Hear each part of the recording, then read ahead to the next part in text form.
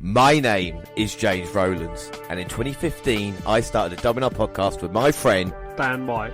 And for 5 years we have brought you the very best of the network, but it's time for a change. Now we don't just confine ourselves to Vinnie Mac, bring you AEW, Impact, NJPW and all the latest for the British wrestling scene. But we will still bring you all our old favourites, including NXT Update, takeovers and live shows for the Big Four. This year we will decide who is the greatest British wrestler in the world, plus so much more. But until we watch everything, we are with you, and we are the WNR.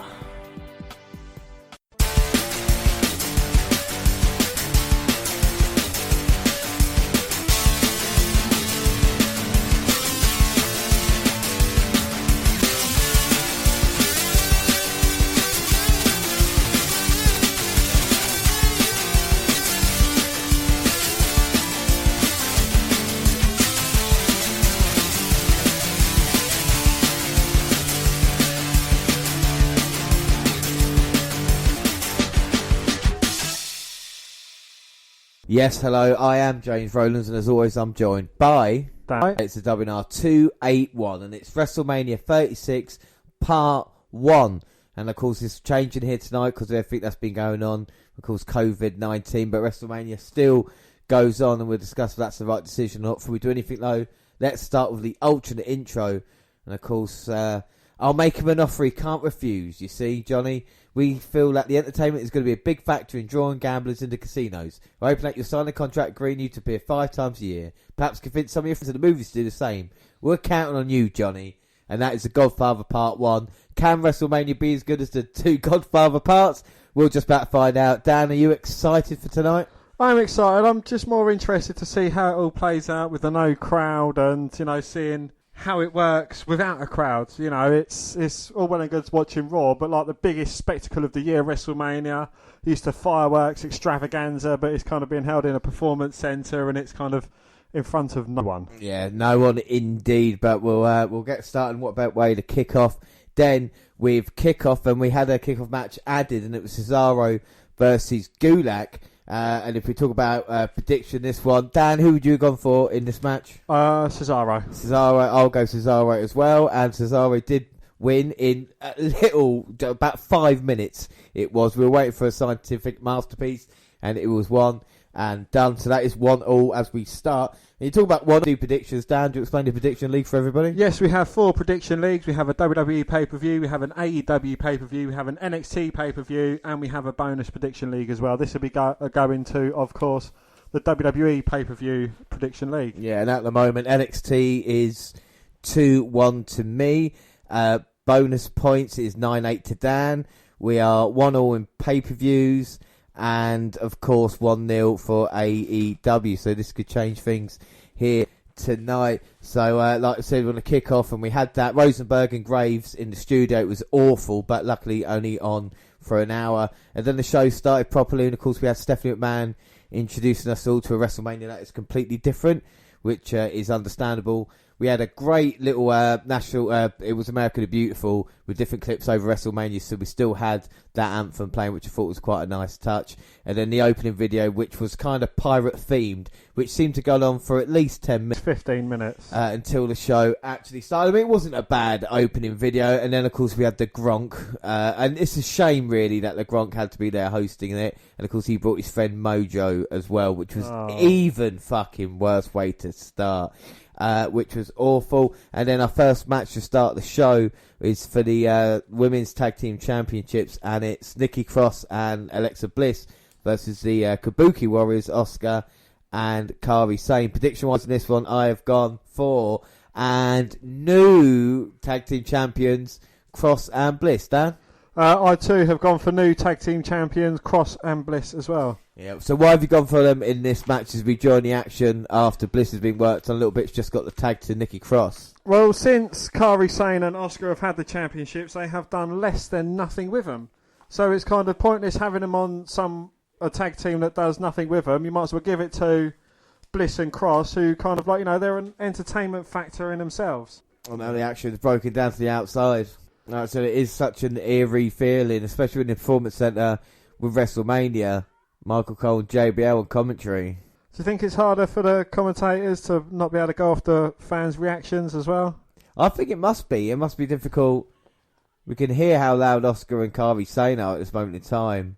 And of course, we've had a few Raws and SmackDowns before in empty arenas. You know, we're just getting used to it now. But as Vince McMahon said, the show must go on. We talked about it on our live show. And now Asuka and Kairi Sane in control of Nikki Cross. And I would love for Nikki Cross to win this if she be one of the first Scotsmen to win gold at WrestleMania. Maybe not the last this weekend as well. And Nikki Cross, fantastic talent, and had wars with Asuka before. Of course, in NXT, the last women's standard match that we still remember to this very day. And of course, Kairi Sane in the Mae Young Classic as well. All four of these women extremely talented, there's no doubt about that. And Cross in all sorts of trouble now, double teamed by Asuka and Sane. Bulldog by Asuka, kick by Sane, and the heel tag team champions feel like they're in full control at the moment. Let's not forget they've been champions now for nearly 6 months, as no one's really come close. But has WWE used the Women's Championship right, do you reckon, the tag team titles? Not since giving them to Asuka and Kairi Sane, no. They've kind of dropped the ball on it, and it seems to have been like the forgotten champion. And Nikki Cross now out with the sunset flip, trying to get a tag to Bliss, but gets stopped by Sane. Managing to kick her away, and now tagging in Bliss. And Alexa Bliss has had a lot to fight for. Thought her career would maybe over. Of course, former multiple-time women's champion. Now the tag team title in. Hit the dropkick on Sane. Kairi managing to move out of the way. Bliss now with a forearm. And Alexa Bliss, I mean, this might not be the biggest stage for her, but at least she's been featured at WrestleMania in a title match. Absolutely, yeah. And she's got Asuka around the neck, but Kairi Sane's kind of dragged the feet from under her. Got Bliss tied up in the corner. Oh! Double foot stomp to the head of Bliss. Kairi Sane with a cover. 2. No, just a 2 count. 2. I'm saying and Asuka definitely the aggressors in this match, but it's something that's been talked about on Twitter as well. The fact of like, are these women, do they deserve better? You know, Asuka and Sane, rather than being involved in a tag team match, can they be single stars in their own right? Will WWE give them a chance, or do they need to go elsewhere? Well, Asuka and Sane certainly do deserve better. With Bliss, you know, she was the first ever Raw and SmackDown Women's Champion. You know, she's kind of done everything before everyone else had got to it. And, you know, it seems like all she's getting is a moment of bliss here and there. This is the thing for Bliss. Is she going down in her career now? Did WWE think maybe she's a bit too injury prone to be put in big positions? It's the same thing with Asuka saying, are they not getting used because they can't cut a promo? You know, is it just simple things? Again, yeah, you know, I think you can understand Nikki Cross about as much as you can understand Asuka and Kairi Sane, though. So I think that's kind of what's holding them 3 women back. I mean, in NXT, Asuka and Nikki Cross had an absolute humdinger of match. And, you know, Nikki Cross, I think she also deserves better. All 4 of these women definitely do deserve better than what they're getting, but at least they're getting screen time. Well, and they're starting the show, aren't they, at WrestleMania? You know, they say it's too big for just one night, and they're getting to start the show here as Bliss is being worked on by Asuka.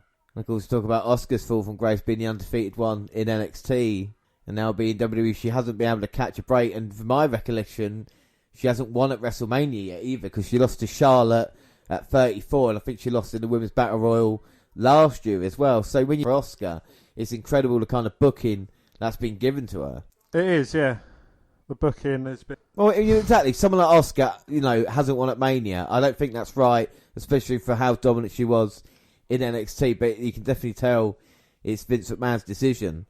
Is it any coincidence that the most successful one in at least 4 in WWE is the blonde one? I mean, you know, again, is it still stereotype? And Asuka trying to change Alexa Bliss' outlook on life with a knee to the face only gets a 2. 2.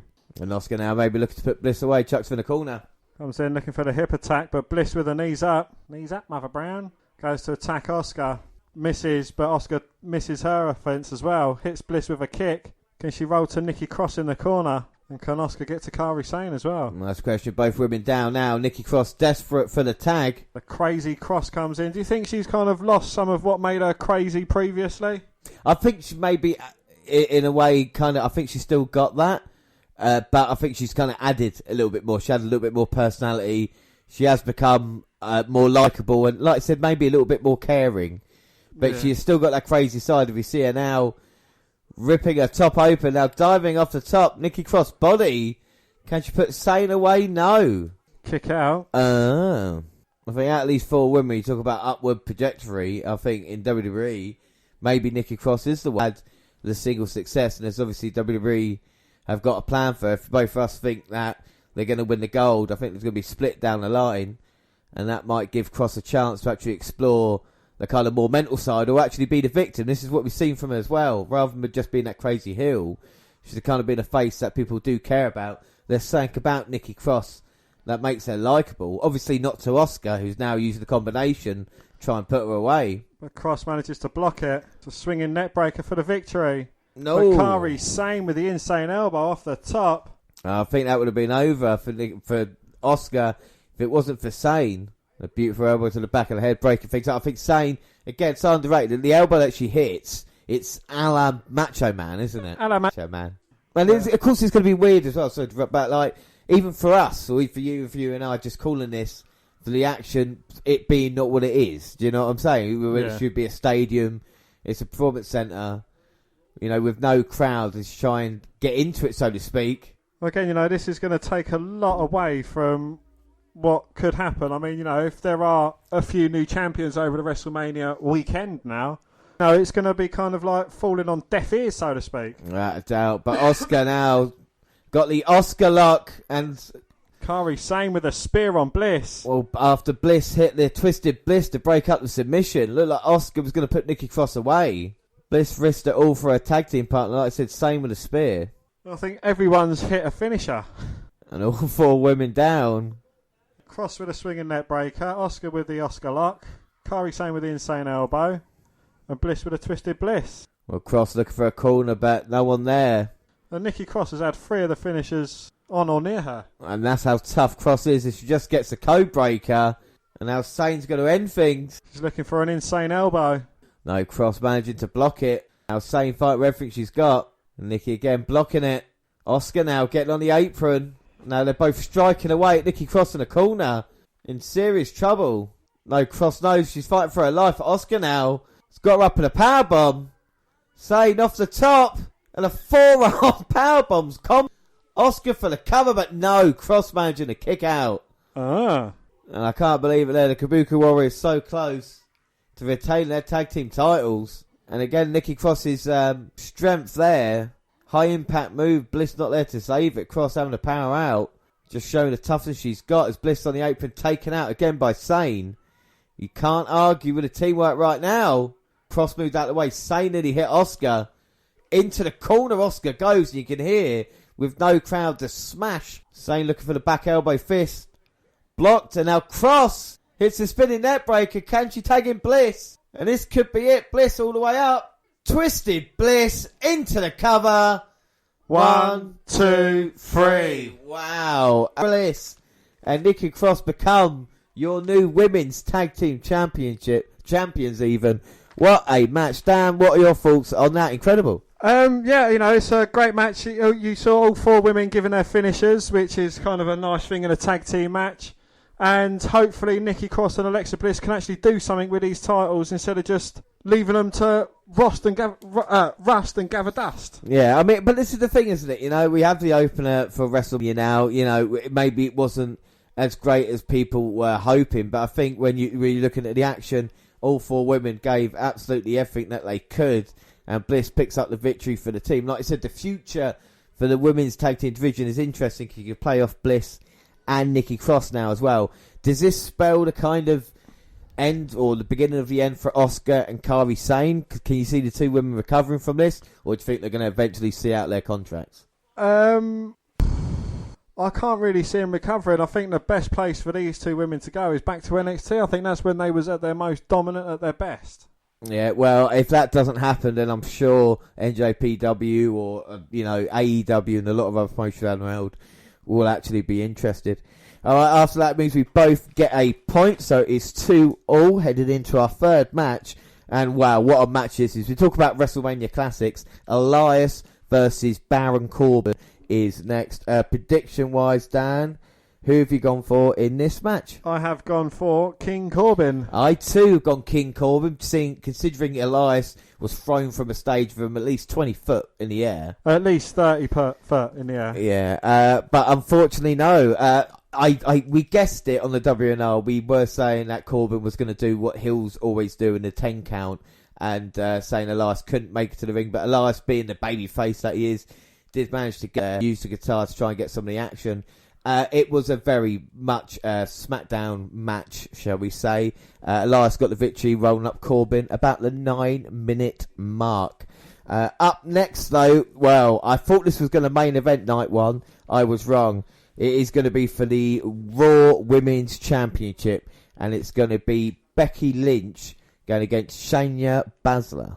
And we saw Lynch there just making her entrance with the Becky Lynch monster truck as Baszler makes her entrance. We've seen the build-up for this one. Dan, what are your thoughts on the build-up to this match? Well, it's been good. You know, you've had kind of Shayna Baszler. She dominated the Elimination Chamber, absolutely annihilating every opponent. But kind of everyone knew that Shayna Baszler was going to win the Elimination Chamber because that was what it was kind of set up for.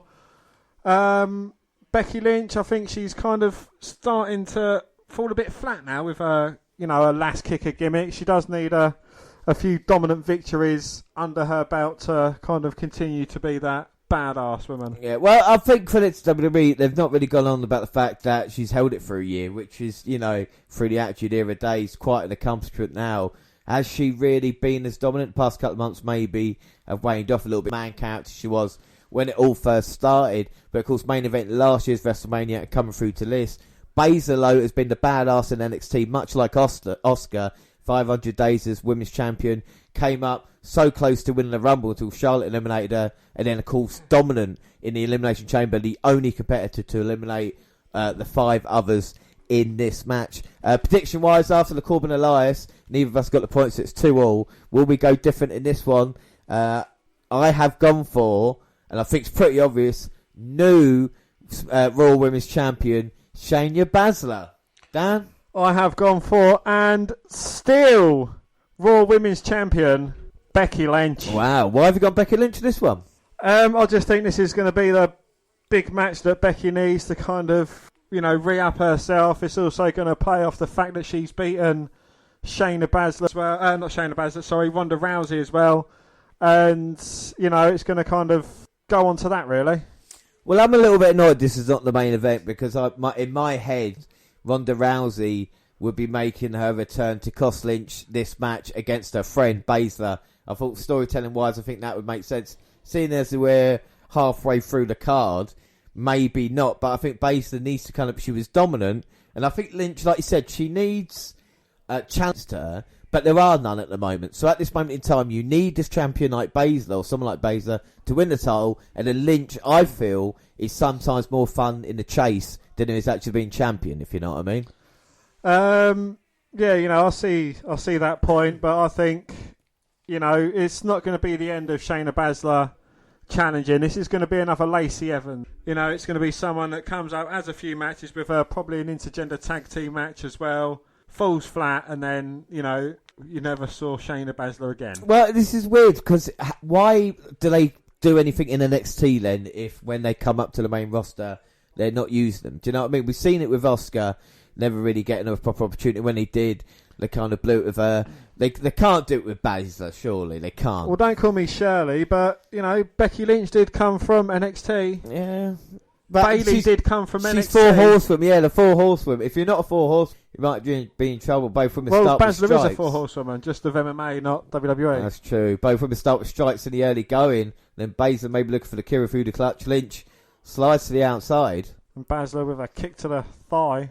Well, we know what Baszler's all about. We know what she's going to do. She's going to work the arm and just try and slowly pick away at Lynch. Maybe one thing about Becky Lynch you could say, she's not the best worker. Is that fair to say? She's not the best wrestler. Her matches probably aren't going to be 5-star, but it's the personality that comes through. Yeah, I'd agree with that. I don't think sometimes there's anything wrong with that. As Baszler now has got Lynch on the outside. Well, Lynch manages a head scissors takedown, kind of preventing herself from getting put through the announce table. But you got to think about the confidence of Becky Lynch in this one. Yeah, Baszler has been dominant in NXT, but Lynch has been dominant in WWE, and she's beaten the woman who was undefeatable, Ronda Rousey, at WrestleMania, and the confidence from there. You know, if Lynch does get through this challenge, is there anything? What is next for Lynch? You know what I mean? That's what they're saying. She's been dominant at this moment in time. Absolutely. Who is left for Lynch? I mean, there isn't any other women unless Nia Jax is going to make her comeback. Yeah, exactly. Tamina gets drafted to Raw. You know, I mean, possibilities are endless, aren't there?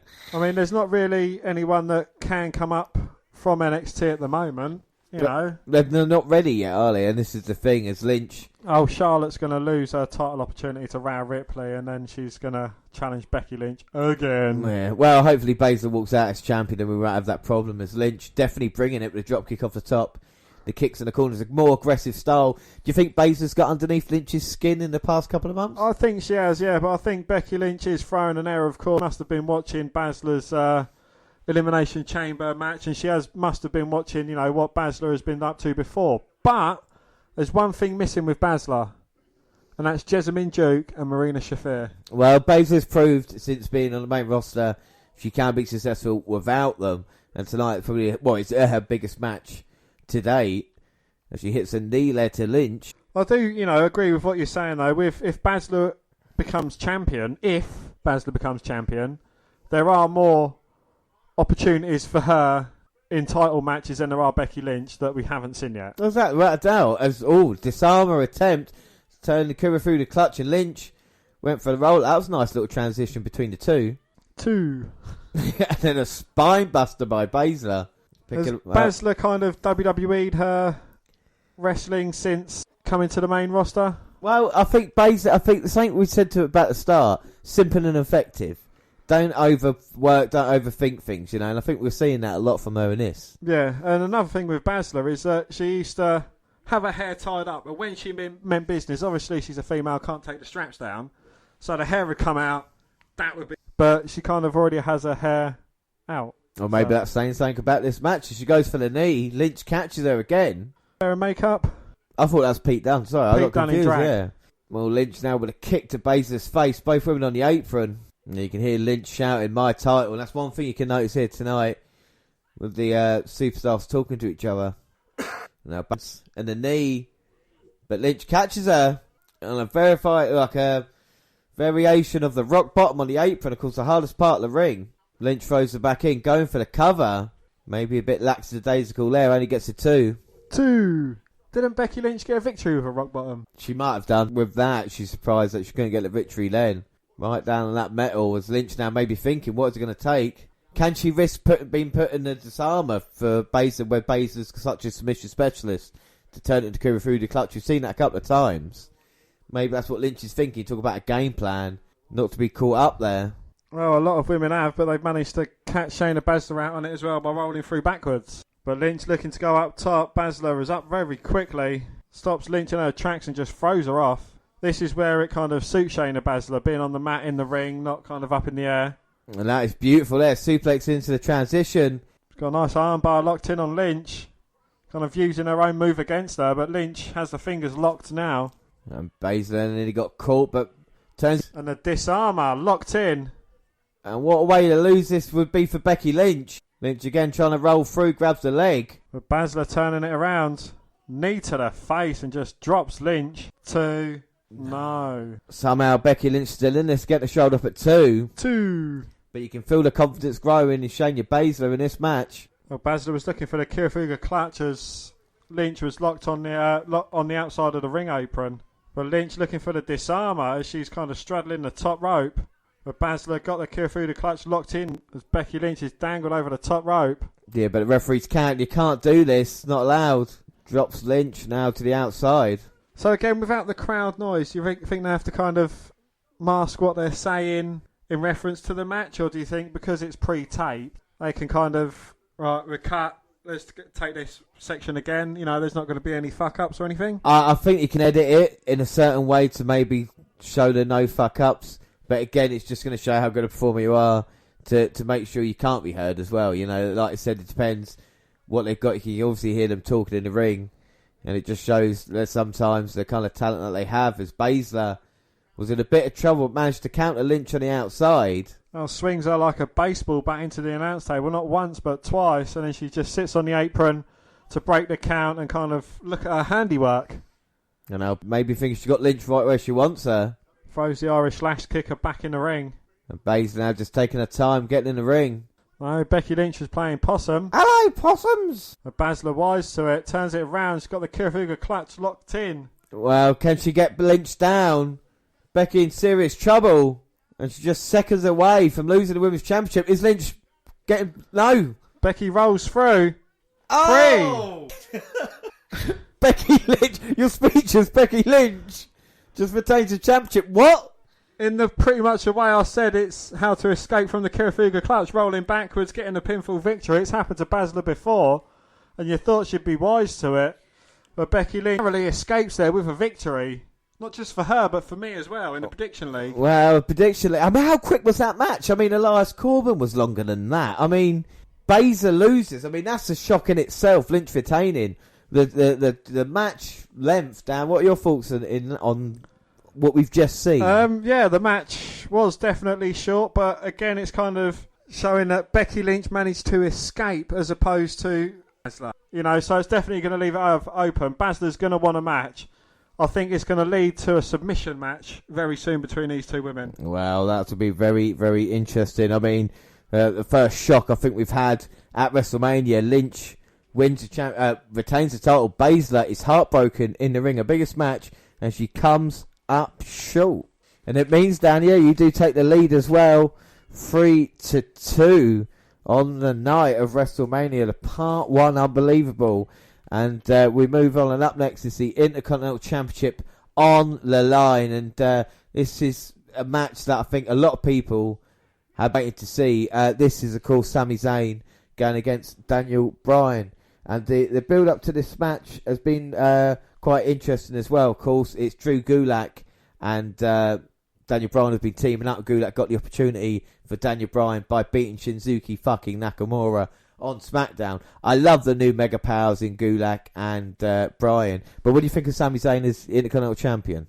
I think it's good for him. You know, he's kind of got a bit of recognition coming up to the main brand, even though if it is as kind of like a manager of some sorts.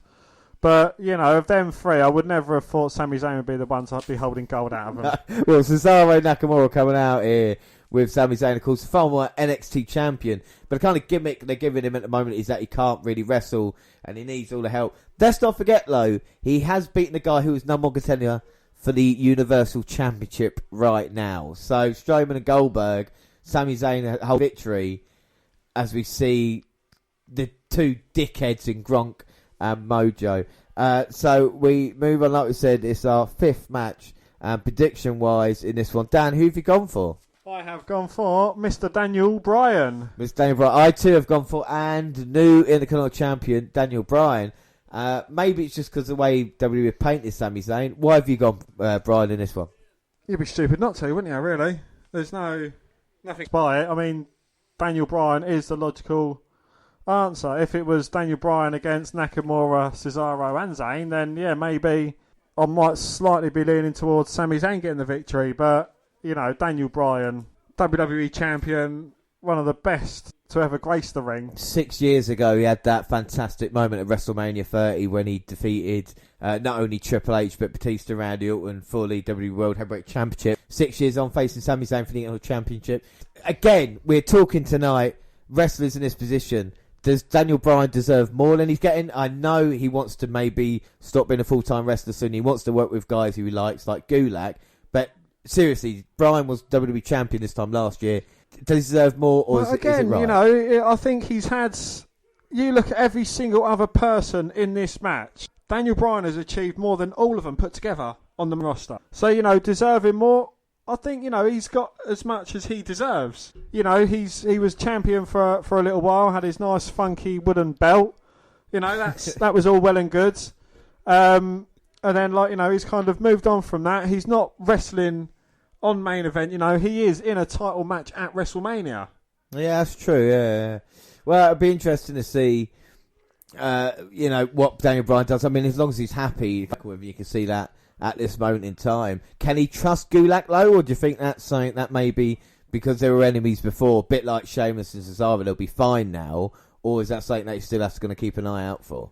No, I think there's a lot of mutual respect between Gulak and Bryan, and I think the respect goes both ways. There's no way he's going to kind of be the fourth man in this Nakamura, Cesaro, Sami Zayn kind of triangle. Well, yeah, I suppose so. I mean, unless Sami Zayn is trying to recruit a super stable, but it seems Gulak is definitely, on Daniel Bryan's side. Zayn actually hasn't been in the ring with Daniel Bryan yet. He just was then, and then Nakamura and Cesaro both blocking Bryan's path. Again, we talk about Nakamura deserving, a guy who won the Royal Rumble a couple of years ago, and now he's made the manager. Yeah, he's, on the card, so to speak. And now finally Bryan and Zayn gonna get it on here. Oh, Daniel Bryan nearly got his hands on Sami Zayn, but again, Cesaro and Sheamus blocking his path. And here comes Gulak taking out Nakamura and Cesaro. Well, Gulak helping his friend and also getting a bit of retribution for the kickoff loss earlier. As he throws Cesaro over barricade into the crowd. And Nakamura gets eliminated from the arena as well. And did you know that there's actually a 100-foot drop behind that? Yeah, that's crazy. I mean, you can tell. We might not see Nakamura then and Cesaro for a very long time. They're no longer a factor. And Bryan's telling Drew to stand down. He's saying, look, come on, Sammy. Get in the ring. You've got your opportunity. But this is going to help people, someone like Sami Zayn and Daniel Bryan, to tell a more basic story, because you can hear what they're saying. Do you know what I mean? You can understand what's going on. Zayn now's realising, no, Bryan's saying to Zayn, you can get your count out if you want. Zayn's saying, fine. Sammy walks up the ramp, Bryan kind of takes him down, grabs him by the hair. But do you think Sami Zayn deserves better than this? I mean, they're someone who's had some fucking great matches, and, he's kind of reduced to being this bitch. Yeah. This is the thing, but there is a way of solving it. If him and Bryan now were to have a 10-minute match where Zayn was Bryan's equal in this one, then it would build your reputation up. The problem is, if Zayn, if he's just getting beaten easily, just looks like a guy who is being put in that position. Like I said, Zayn can do it, but W are thinking, no. What's the difference in having him and having like a Drake Maverick? If they're using him in that way, you know what I mean? Yeah. Not a guy who's had, classic NXT title matches and stuff like this as well. A guy who could actually have a legitimate great match with Daniel Bryan. Absolutely. And, what I think, in ways of who needs this victory more, Sami Zayn. Yeah. I would to have a great match with Daniel Bryan and to get a victory straight up. Yeah. Would be, it's not only a victory over Daniel Bryan, it's retaining your title, it's beating a former WWE champion. There's a lot to it. And Daniel Bryan, luckily enough, it was his shoulder that hit barricade as he took Sami Zayn out with a suicide dive. But that looked scary. Well, this is the thing, and they've changed the Zayn kind of character look a little bit now as well. Trying to make this kind of like Che Guevara type. The kind of way Bryan used to look, really, to be fair. As Bryan now comes off the top. Missile dropkick then nips up to his feet. And look how easy it is for Daniel Bryan. He's got Sami Zayn right where he wants him. Can I just say that Nakamura and Cesaro still haven't climbed out of that 100-foot pit? Well, that's how strong Gulak attacks are. And like you said, that 100-foot drop as well. And Zayn in serious trouble. You can hear him screaming as well. Oh, God, no, please help me. Which is quite funny, really. And Zayn now... A snot beating out of him. Oh, he said, you think Drew's no one? And he slaps him across the face. A bit of retribution there. Maybe Bryan couldn't put him away when he wanted to. But instead just wants to hurt him. Now, of course, using the Miz kicks in the corner. And Zayn is on his last legs here. Well, he's on Daniel Bryan's leg at the moment, trying to get himself up. Well, as Bryan was putting Zayn back into the ring, he got caught with an elbow. And that was Zayn's chance to attack. I think first bit of offense that he's had in this match. It's a clothesline, but he's still complaining about the punishment he's taken.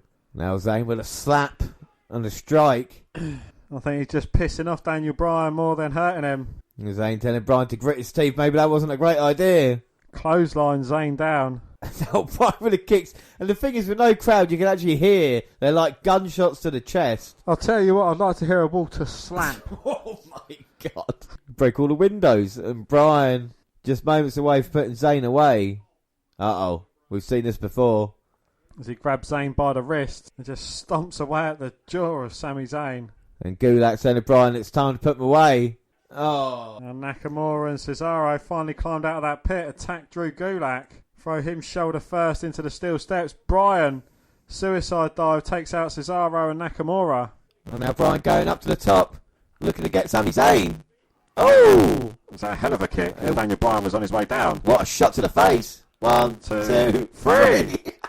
Jesus Christ. 2 upset title matches in a row. Sami Zayn retains the championship against Daniel Bryan. I never thought I'd be saying that with those words there. Unbelievable stuff. The match, it was what it was. It told the basic story of Zayn kind of being the scaredy cat like he was and couldn't do anything without Nakamura and Cesaro and retain the title in that way. But a victory over Daniel Bryan at WrestleMania is still a victory, though. Dan, what are your thoughts? Absolutely, yeah. I think it's much needed for Sami Zayn. Gives him a bit of recognition. You know, he didn't quite beat Daniel Bryan clean as a whistle, but it was close. Yeah, it was very, very close. Very, very interesting stuff. All right, so we move on to our next match as well. And it is for the SmackDown Tag Team Championships. But it is going to be a single triple threat match, which makes all the sense in the world. Because, of course, it's going to be John Morrison, because The Miz can't make it. Representing Morrison and Miz. Yeah, versus Kofi Kingston. Versus one of the New Day. Yeah. Because, obviously, Xavier is injured and Big E, well, you know, ladders, I think, more suited to Kofi, I think. Absolutely. And we've got Jimmy Uso as well. So do you think this is kind of like, you know, let's look back to, I don't know, a WrestleMania TLC match. And, you know, do you think this is going to be anything near it? I mean, you know, phenomenal athlete. Kofi Kingston, again, another phenomenal athlete. Usos, phenomenal athletes. Well, doubt. I think that's what they saw. I think it's a shame the match had to be changed. I mean, we've seen some great ladder matches in the past. Of course, when the Hardys returned, I think WrestleMania 33 it was. That was a big surprise. WrestleMania 32, Zack Ryder winning the Continental title. Even the Money in the Bank ladder matches. I think ladder matches at Mania have got a certain connection to them. I think it's a bit of a shame WWE hates their tag team division so much to make it into a single triple threat match. This is the kind of shit they were having a go at WCW about back in the day, and WWE are doing this now. Is it the right thing to do? Should it be... Why don't Kofi and Uso team up or something? You know what I mean? Or have like a kind of actual tag team match. I think that takes it away from the actual titles. Well, you know, they're tag team titles. You know, not one person defends them. If they can't have all 6 men in the match, scrap the match. Yeah, without a doubt. All right, so prediction-wise, of course, after the last match with Bryan losing, it's still 3-2 to Dan. In this time round, it's my predictions first, and I have gone for John Morrison to retain the titles for The Miz and Morrison. I too have gone for Joe Mo. Well, let's hope these three guys get a lot of time. We can already see with the flips with Morrison and Kofi what they could do is absolutely brilliant. Why have you gone Morrison for? And it's really good to see him back, though, isn't it? Yeah, you know, I think it's good to see him back. I think, you know, they wouldn't have brought him back just to kind of win the titles and lose them not that long after. You know, it's pointless having the titles just to throw them away. Yeah, I think you're right. I think this is the thing, though. Does Morrison deserve a little bit better? Did he deserve to come back and just be the Miz's tag team partner? Or could he have done something more in singles competition? The hope there's Morrison, I think, can definitely do that in the future, you know? Yeah, I definitely hope we get to see a singles Morrison. I mean, in Impact, I was watching him when he was Impact champion. That's what John Morrison deserves. Maybe not instantly as soon as he comes, but, you know, after a little bit of time, maybe work his way up. Maybe, you know, maybe even spend a bit of time in NXT. Right. Yeah, I think that'd be brilliant. You know, remember Johnny NXT versus Johnny Gargano. I think there's a match there straight away. As all three men have set up the ladders in the early going, it's like playing 2K17 with all the ladders set up straight away. Going to climb. Jimmy sent off the ladder to begin with. Yeah, then takes John Morrison off, but Kofi with a flying crossbody takes Uso down. Now J-Mo climbing to get the titles. He's got his fingertips on one, but Kofi managing to pull him down. So would you rather have seen this at a later date? I don't know. Being these three guys... No, I mean this... The whole event is something that, you know, we've debated long and hard about. It's kind of difficult to answer, but I think in the match in itself, I think any of the Usos could do stuff in a ladder match. I think Kofi at the New Day is the right choice, and I think Morrison is. I think if The Miz was involved in this, the ladder match might be slightly different, I think would be fair to say. You know, I think hopefully these three guys are safe, but we see a few chances. Like I said, WrestleMania so far has not been anything special, has it? It's not anything that we wouldn't have seen anywhere else. But do you think it's kind of playing into this being less special, so like the fans don't miss out on special moments? Yeah, I think you may be right there. As Morrison botched over Kofi Kingston, seems quite a short space when these three guys trying to fly around with the ladders there as well. Well, do we need a powerhouse? Do we need him in this match? Well, I think Big E, you could kind of have Morrison and Uso on the ladder fighting it out, and Big E just literally picking up a whole ladder with both of them on it, moving it. Yeah, I think that would be quite a cool visual, actually. As Uso gets sent to the floor. Kingston with fingertips on a belt. And he noticed with Kofi's ring gear as well, something that people maybe not noticed, that it started off as white and has been gradually over time. Is that leading to Xavier Woods' return in New Day when it is fully coloured again? This is a certain thing, a little bit of detail that maybe people don't realise. Well, possibly either that or he's just getting bored during isolation and colouring it in himself like he's doing with his hair. As Uso now, Morrison scrapping over the ladder. And you can hear the clang. We talked about the chops earlier in the punches. The clang of the metal on the canvas. Oh, and Kofi springboarded through the ladder but got caught. And then thrown literally to the other side of the ring. And that just shows the agility of Kofi Kingston. Uso with a chop to Morrison. I think it's a paint by numbers that he's got on his trousers. Now Morrison going to Irish whip Uso into the ladder. No, reversed. Morrison slides under it though. It's like the falling building landing through the window, isn't it? I mean, Jimmy tried to slam the ladder onto Morrison, and Morrison kind of goes in the apex of the ladder, escapes it, and throws the ladder onto Jimmy. And people wonder if the ladders are real. You can actually hear from the sounds. That's why people hate ladder matches because of the punishment they have to take. But again, like I said, it's credit to the athletes for actually putting it all on the line here. As Uso's leg just gets targeted by the ladder. And Morrison seems comfortable in there as well. Is it good to see that Usos and the New Day still in the title picture?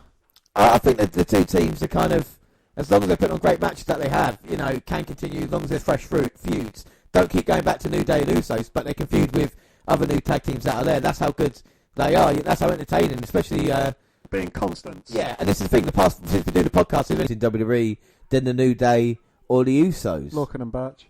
Oh, apart they're my favourite tag team, but I'm talking about over a 5-year period. As Morrison now just hangs up Jimmy on the ladder that's precariously in the second rope. Morrison now all the way to the top. On the ring post. Starship Pain on Jimmy on the ladder on the second rope. That was by Morrison. Kofi still recovering on the outside. Morrison now with just a punt. What'd you call me? I said we're a punt to Jimmy, sending him outside. Picking up that ladder. And you think the wear and tear of all the men. Do you think having no crowd would have kind of been good for Roman Reigns to win it because you wouldn't hear the boos? What's that? That's what they had hopefully planned, and now they've switched it. I mean, just imagine this match if the crowd were going absolutely fucking banana with the spots that we've seen so far. Absolutely. And now Kofi springboarded in. Gets caught. Turns it into a head scissors. Takes Morrison off the ladder. That's very innovative there. We talk about high spots. We just saw one there. But who do you think it does favour? Does it favour Kofi Kingston? Because when we think about single competitors, Kofi's probably had the most success out of the three. In WWE. In WWE, exactly. So does it favour Morrison more? Because he's been more singles recently? Or Kofi, because he had obviously the WWE title run? Yeah, but he kind of went back to his New Day thing, whereas kind of John Moxley, a singles wrestler in Impact, he's come here, he's kind of teaming with The Miz. Well, exactly. It's not the highest spot on the ladder, so I think maybe Kofi at the moment, who's just been so consistent. Let's not forget this time last year, Kofi Mania. Year ago. Yeah, can you believe that was a year ago? As he sends Jimmy to the outside, and Morrison's already got the ladder. Kofi moving the ladder, comes flying. Morrison drops his ladder, luckily enough for Kofi. Yeah, just in time to catch Kofi. Or do you think it was kind of a bit of a game plan for Morrison not to be caught between the ladder and the floor? Yeah, I think he thinks to himself, maybe that's not the best idea. As he's there making sure Kofi's alright. Oh my god, now Jimmy using the barricade. Oh! Wow, I was about to say, I mean, that was impressive balance by Jimmy. That was an impressive throw by Kofi. I think Kofi's been practicing. He didn't care there. He just flew that ladder into him. And the ladder just came bouncing back as well at Jimmy. And a kick for good measure by Kofi. Kofi made his debut at WrestleMania 25. The first WrestleMania he was at. In the Money in the Bank ladder match, we saw a couple of amazing things from that night. Tonight, Kofi is just trying to hurt Uce and Morrison seriously and get the tag team titles for the New Day. Well, this ladder's being stretched a very long way as Jimmy goes headfirst into it. Kofi placing him on top. Oh, just matter wars that the New Day and Usos have had over time as well. Oh, wait a minute. Morrison going up. Kofi doesn't want him to have the glory. Well, he's thinking that wasn't fair. I'd set him up and you're going to take it. And you can see the punishment these three guys have taken. Kofi now going up. But Morrison's going up as well. And Morrison now walking a tightrope. Makes it to Kofi. Jesus. It's got Kofi now on the top. Spanish fly. And now Jimmy's recovered. Ooh, splash onto Morrison. All three men crumbled. I mean, what a fucking spot that was for Morrison there. Absolutely brilliant. Walked the top rope into a Spanish fly.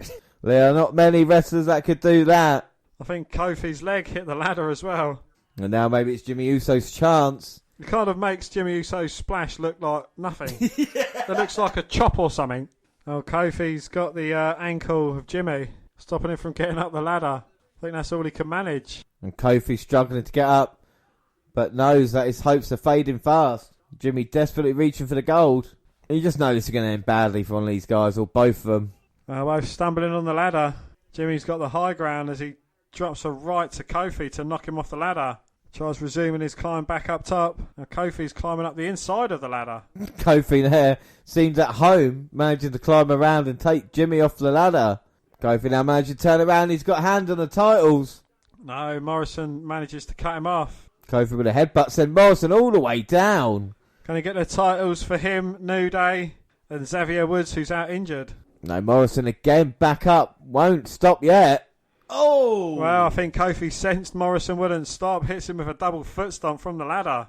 Well, it's been unbelievable effort from all three men. Like I said, with nobody in the crowd putting their bodies on the line. You can see the punishment they've taken. And even that with Kofi come diving off the top. And now Jimmy trying to bring that ladder in. Kofi fighting him off. We're having a bit of a tug of war with it. It ends up being placed strategically in the ladder that's set up. Well, that was lucky there. The way it landed is Kofi taking Jimmy down. Now Kofi looking to climb up and get the gold. That ladder looks like it's seen better days. Kofi comes off the top into a boot from Jimmy. Sent head first into the ladder. Well, the ladder managed to stay in position. Kofi's facial features didn't. I think Jimmy grabbed hold of the ladder to stop it sliding on top of Kofi. You can just hear the clatter of it as well. It's metal on metal. Morrison goes over. Jimmy goes under. Morrison springboards off into a super kick. Now Jimmy just dumped on top of that ladder. Beautiful agility by Morrison, but I think Usos had him scouted. And now he's got him in serious trouble. And Jimmy wants to put one after the tag team champions out for good. I don't think Jimmy was moving quick enough. Morrison throws Jimmy out of TV all the way down to those wafer thin mats. Down at least 15 feet. And how thin are those mats? Well, it's a training centre, so it's designed to toughen up wrestlers. So these mats are actually the thinnest known to man. Well, unbelievable. And now Morrison's now so close. Can he go up and get him? Well, Morrison, the amount of punishment that he's had to take. He's struggling to get up there and get the championships. And you think the Miz is watching, going, thank God it was Morrison and not me in this matchup. Absolutely. And here he comes. But no, wait a minute. Kofi's climbing the ladder. Morrison's, nearly unclipped by Kofi, just keeping himself in it. Well, fingertips away. And Morrison with a kick to Kofi, stopping him getting there. Fuck knows how, but Jimmy's back in this match, setting up another ladder. Well, Morrison and Kofi fight with everything they got on the top. Talk about precarious position. With it all on the line here at WrestleMania. All three men scrambling to the titles. If I was the Usos, though, I'd have, Jay hiding under the ring. As soon as Jimmy gets beaten down, roll under, switch. Well, you just love Doink the Clown moment at WrestleMania 9, didn't you? Look at this now. All three men with the gold in their hand. They've all got their fingertips on. Oh, it's been unclipped, but all three men have got it. So no one's champion yet. And now it's a scramble. And Kofi and Uso trying to take Morrison off. Headbutt. Oh! Morrison falls off, manages to unsnap the titles. Oh, so Morrison retains the titles because he's the one that had them in his hands. Uso and Kofi arguing. and said, we wanted to take you off rather than do this. Well, Kofi's got himself a nice title holder. Well, he might be able to take the title holder home, but he hasn't got the tag team titles. That goes to Morrison in a fantastic triple threat ladder match. Dan, what are your thoughts on that? I thought that was absolutely brilliant. Yeah, I don't know how it would have been improved by having all their tag team partners with it. Even the ending was something that we'd not seen before. You know, all three men grabbing the brass ring, but Morrison kind of getting knocked off, ripping the titles with him. Yeah, they managed to kill John Morrison, but he does retain the titles, and what a sick bump that was. And what some great moves we saw in that match as well, especially from John Morrison. Felt at home his first WrestleMania back and still tag team champions. And that means another point for both of us as well. So 6 matches in, it is 4-3 to Dan as we head into our next match. Right, so we move on straight to our next match, which will be Seth Rollins versus Kevin Owens. Of course, there's been a major storyline. On Raw recently. Dan, what have you thought of the build-up to this match? It's been good, you know. Seth Rollins has kind of had himself as a messiah, the saviour of wrestling, so to speak. He's kind of even coming out just like Jesus, and Kevin Owens is kind of just being like a Austin-esque Owens and trying to rip into Rollins. Do you think that's the right thing or not, to be a rip-off... you know, like I said with Kevin Owens, is he a rip-off Stone Cold Steve Austin or not? I wouldn't say he's a rip-off, but I think, you know, he's kind of got some of his characteristics. You know, he's just someone that goes out there, don't give a fuck, whereas Austin don't trust anyone. I think Kevin Owens, there's a few people he trusts. Yeah, I think with Owens, I think that, you know, try and get away from that character, but I think this is an important storyline, is that Rollins has completely changed his character again since losing the Universal Championship. This Monday Night Messiah, of course, had Buddy Murphy, the Authors of Pain, kind of helping him out. He really thinks he is the greatest thing since sliced bread. Kevin Owens is a guy, again, going up against him. Again, anti-authority, so to speak. Owens had a lot of friends kind of lost behind.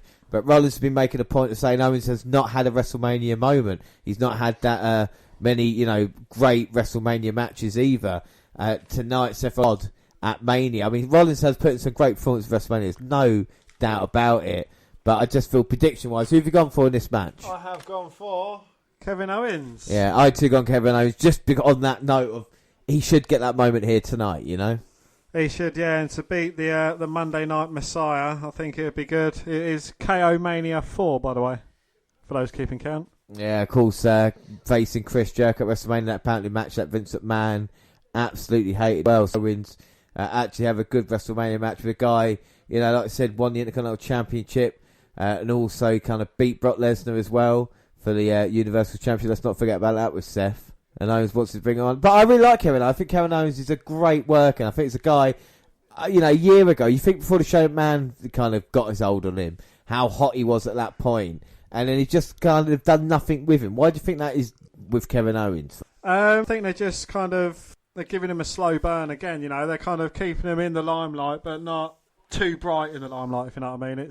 It's just, you know, sizzling over with Owens. He's still hot, he's still relevant, he's still got the fans behind him, but, you know, they're not pushing him the way they have done other wrestlers and kind of fucked it up. Yeah, I think the fans are definitely still behind Kevin Owens. I think there's no doubt about that when you talk about, you know, obviously not now with the crowd response, but what he can do. You know, I think there's a guy with Owens kind of maybe gets painted to it, you know, just because of the way he looks and he's not got like a kind of six-pack and stuff, but he can do stuff in the ring that not many other guys can do as well, you know, with the kind of punishment he could take. Plus the kind of high-flying moves as well. Absolutely, yeah. You can see him do some ridiculous bumps. I think at the moment he's kind of absorbing what Seth Rollins can deliver. I think, you know, this match is not only personal, but I think it's Owens with a point to prove. Yeah, and it's a fire that Kevin Owens can bring. Not many wrestlers, when, you know, you're a good guy, you kind of get known as bland. You haven't got that, what you call fire. You know, a bit like maybe Stone Cold in a certain way. I think with Owens, he definitely brings that, you know, and we've seen it in the early going of this match as well, that he kind of means business. There's a lot of stuff Kevin Owens, I think, can do, you know, when you talk about comedic stuff or kind of, like we talked about original gimmick being a prize fighter or being a guy that would just, you know, beat anybody in sight. I think with Owens, we've seen a lot of change around him and this kind of character. We seem to know a lot more about Kevin Owens than we do about other guys. Absolutely, yeah. You kind of know what he's about, apart from at the moment. Yeah. You know, well, obviously, you know, at the moment, you know, he's about getting rid of Rollins. You know, Rollins, Owen sees him as a guy to beat, so you've got to be the man, you've got to beat the man, and to get opportunities against the other men, you've got to beat the man. And this is the thing, and it's what Seth Rollins stands for and what he has stood for, turning his back on his friends, selling out to the authority, selling out and getting the opportunities, whereas Kevin Owens is saying, look, I'm a family guy, a family man, I've got my kids, I've got my wife, and I'll try to make money to put food on the table for them as well, and I can go about it the right way as opposed to what Seth Rollins is going about it. Absolutely, yeah. You can see Seth Rollins. Can he do another face turn and it be convincing? I think Seth. The problem is he got bland last time, didn't he? As a face, yeah. We kind of turned our backs on him because of the stuff he was saying on Twitter, the kind of personality. Maybe Seth is a guy that suits more of the heel role, just because of what he looks like and what he says. Yeah, absolutely. And, to even try and push his face factor, they kind of had Dean Ambrose turning against him just after Roman Reigns, or the same night. Yeah. Roman Reigns kind of announced his leukemia battle. But there are some wrestlers that favour the heel better than the face anyway. Maybe Seth Rollins is one of those guys. There's no doubt he's definitely believing in the character that he's been given now, the Monday Night Messiah. Owens trying to powerbomb Seth Rollins on the 8th, and he managed to back body drop him and then hit a Falcon Arrow, and he's in complete control. As he comes diving outside for a suicide dive, or tope suicide. Now Seth seems quite confident. So what would be next in the case of victory for either of these men? You think they're going to be putting back into the title picture? I think most definitely. I think Kevin Owens deserves another run. If you look at his Universal title run, I mean, that got cut short by Goldberg beating him, the month before WrestleMania. Thank God that's not happened again. And you can see what, I think Owens deserves a run. Look at what he was like as NXT champion. Look at what he's the United States champion. I think sometimes the belt doesn't make the guy, but I think sometimes when it's held by a person, it means more. Look at Bret Hart. Bret Hart was a great champion because any title he held it with kind of respect and the prestige it deserved. Well, Rollins looking for his third suicide dive, but Owens cuts him off this time. I think Seth, but he hits the swing blade.